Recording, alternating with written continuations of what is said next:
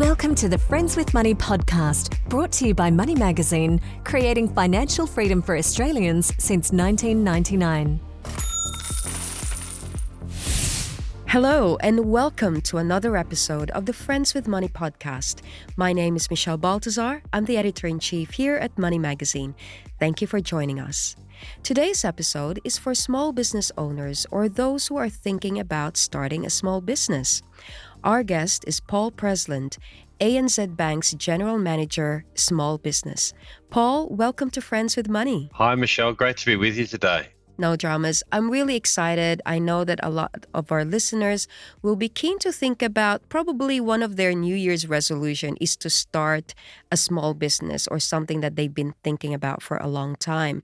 So just very quickly, can we just talk about a little bit about your background and your expertise in this field? Sure. I've been in and around banking for most of my career, which is over 30 years, but particularly focused on small business, in particular for the last 4 years, looking after small to medium businesses across the country and looking at their opportunities. What are the top 3 small businesses in the country? Look, I think really hospitality is a key piece. The construction industry is another piece, and then general retail I guess, would be the 3 categories I would talk to more specifically. Yes. All right. I'm not going to lie. I've always had this dream of starting my own cafe Yes. until I did a course on how to start a cafe, and I just got really scared about all the things that I have to do about the grease trap and making sure that I pay everyone on time. But I think for you, the most important thing for a lot of small business owners right now is trying to save on costs and staying profitable. So can I ask you, the big question here is the business plan. Do you need one, or do you need to really think about the world after the high inflation that we have now and just the prospect of an economic slowdown? Well, I think I think there are 2 parts to that. One thing I would say is it's absolutely essential to have a business plan. I think if you look at successful small businesses, they're ones that have thought through the dynamics of the business, where the key drivers are of the business, and they've got a more specific plan.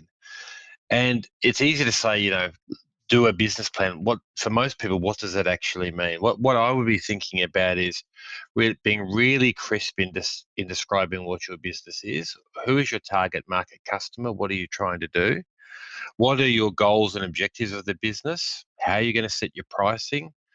Who are your competitors?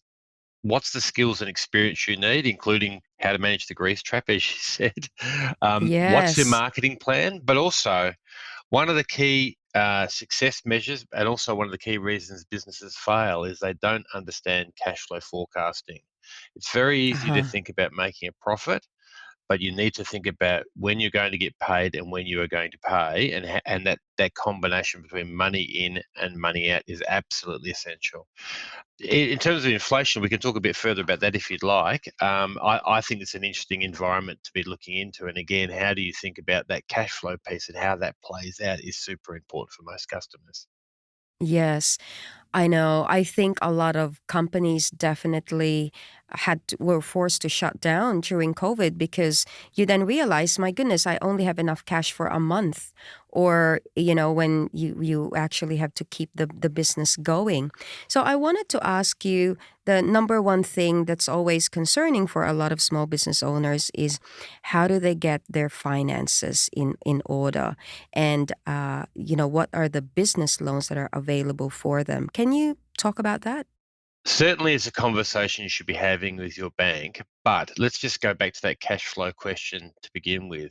One of the first things should be thinking about is, as I said before, how do you get paid and when do you have to pay outgoings? Because there may be a conversation you could have with your supplier in terms of, what your credit terms are with providing payment to your suppliers. Who are the suppliers you've got?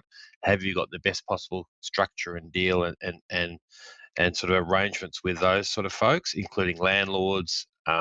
If you're in the cafe business, for example, as you were talking about before, how many suppliers do you have? What sort of terms can you negotiate? Then the important thing is to talk to your bank about that. And banks have many different facilities that they can talk to you about. Business loans Obviously at ANZ we have all these sort of products as well, business lending, but importantly overdrafts for working capital. How do you think about what that short-term accommodation you may well need in order to meet your cash flow shortfalls or transaction flows? Yes, I almost feel like you have to be an absolute expert at managing your overdraft, right? Just to make sure that payments go on time. And I guess it also impacts your credit score. Is there like a credit score for small Yeah, businesses? absolutely. I mean, the industry has an approach to looking at credit scores for customers, and inevitably, when banks are considering it, it's what's your credit history, but also, the 4 C's of credit. What's your collateral? What's your character like? What's your cash flow, and so forth. I think the important thing to think again though is, how do you think about what's the kind of structure you need? And for most small businesses, it's hard. It can be a lonely existence being a small business operator. You're not sure where to go, and you need a trusted advisor. And often you need to think about where are the places you can go to sort of get help and advice. And there are a number of government websites obviously available, which can talk about all sorts of things in terms of starting up a small business. And banks have these sort of capabilities as well. And so ANZ, we've got a thing called the Financially Ready Hub, which is a good place for customers to go and look and think about these sort of things in terms of what are the things you need to do to sort of start, run, or grow your business. I think it's really important. Yes. And going back to your point about the business plan really being specific about all the little details that you need to consider even before you set up shop. Now I must confess that I checked out your LinkedIn profile, Paul, and I saw that you visited a Sunday market or something where you bought some cakes from like a small business owner. And I think there's a lot of us out there who have these side hustles, whether it's baking cakes or doing a little bit of catering. But now, we've experienced the COVID lockdowns. Any tips for those who are considering really getting into the kind of hospitality sector or the food sector, given that this fear that, oh my goodness, are we going to go through a lockdown again and how am I going to survive? I think it's interesting. I mean, right now, and touch wood, we're not in lockdown space. Of course, we know there's going to be various variants coming through. But what's been interesting is right here, right now, if any of us go into a capital city in Australia and try and find a coffee, you can see a barista required, casual staff required. So the staffing shortfall is a real challenge for people in the hospitality arena. How am I going to get the right staff to be able to service customers? But also this dynamic is changing in terms of pop-ups and the like. And the one you were talking about was actually someone who started doing it at home and didn't actually have a retail presence per se. So is there a different way you can think about facing the market? I think that's a really important thing to think through. And again, if you're going to be starting something, think carefully about how you'd go and start a business up. Do you need to buy a whole lot of stock, or can you have shorter terms and faster sort of throughput in terms of what you need to do in order to be efficient? How do you do it in such a way that you're not at the whims of sudden price hikes for materials, but also that you're not stockpiling, lots and lots of stuff that's going to last months and months and months, but which may need you have to pay credit terms at an earlier stage. So again, it strikes me that this is all about being prepared and really thinking through your inventory. How has the world changed for small business owners, especially with their finances before COVID and now that we're like kind of living in a COVID environment? I think one of the biggest challenges for us is, I touched on it before in terms of labour or employment shortages. I mean, we know that Yeah. unemployment is low, but underemployment is high, and so therefore that battle for workforce talent has been one particular piece that plays out.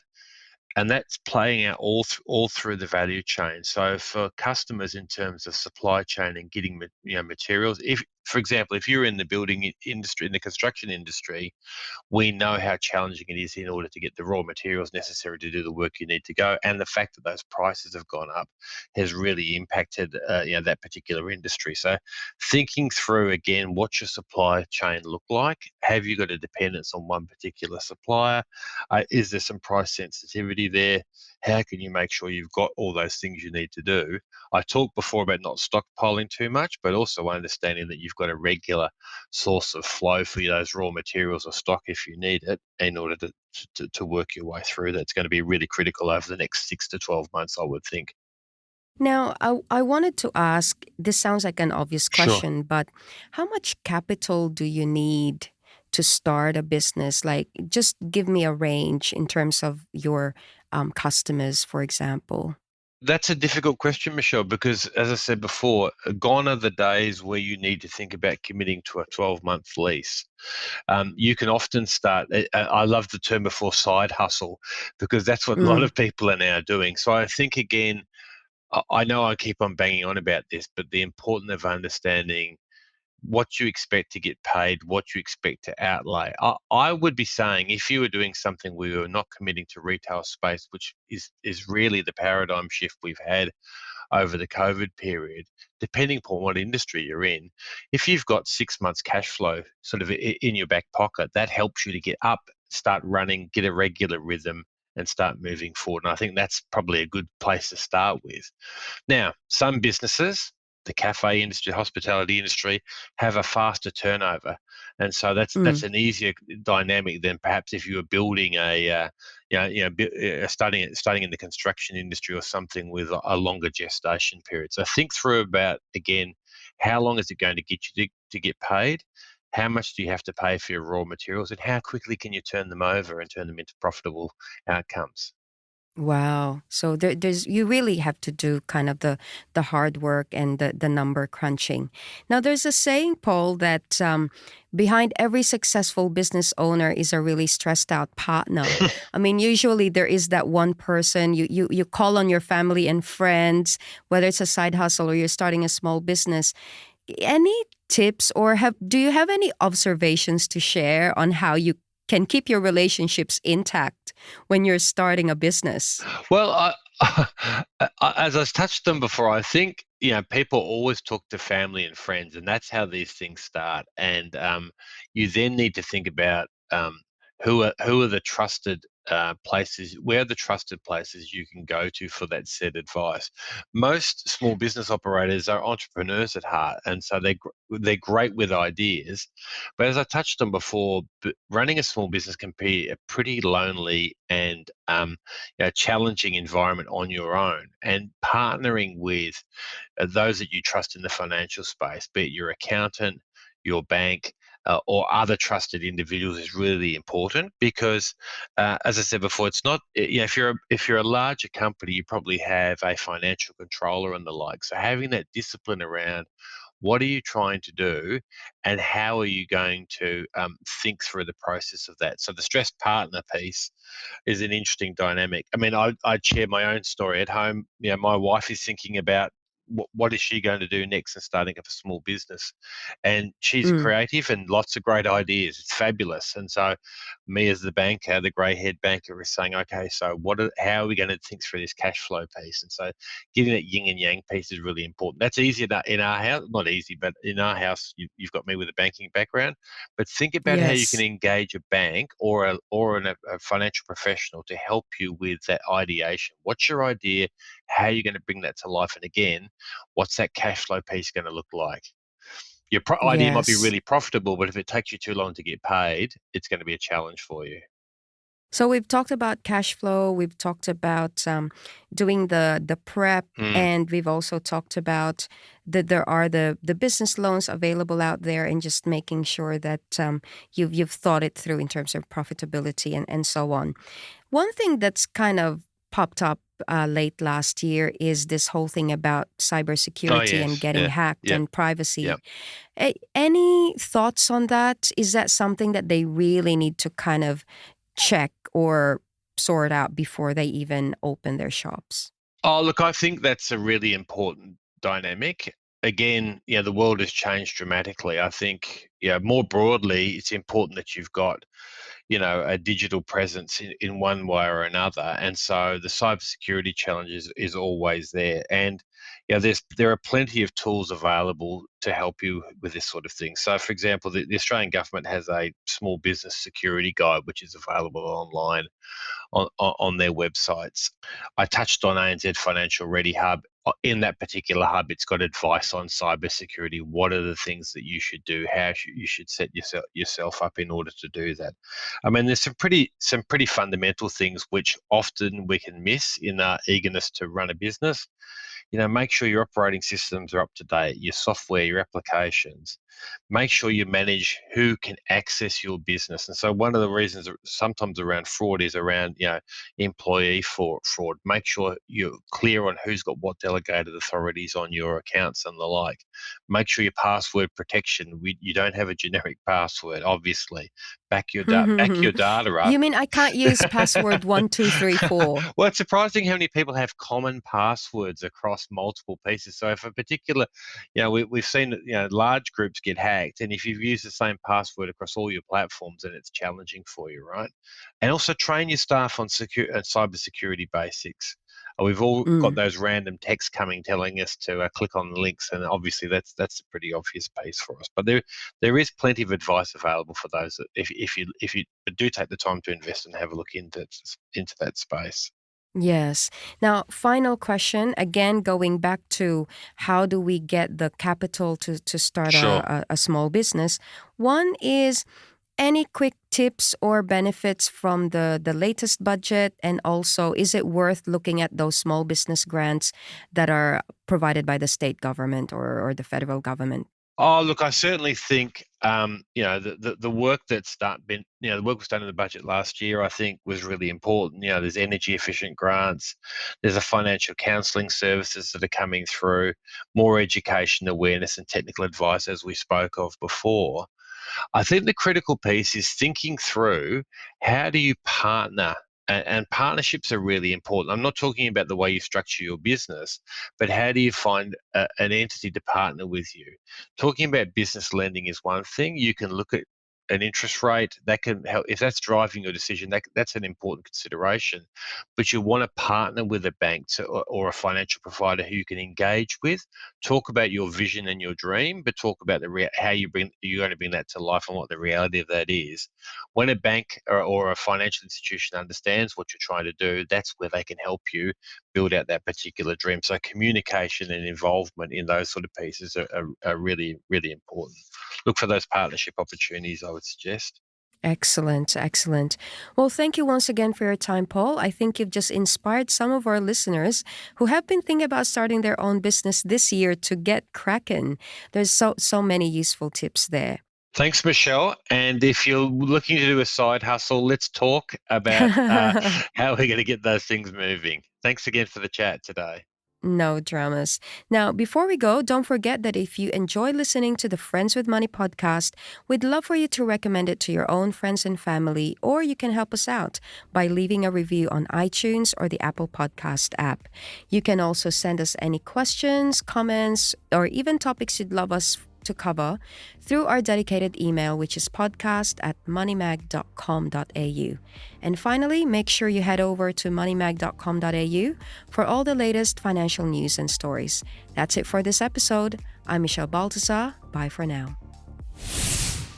Thanks for listening to the Friends with Money podcast. For credible, independent, and easy to understand financial commentary, visit moneymag.com.au.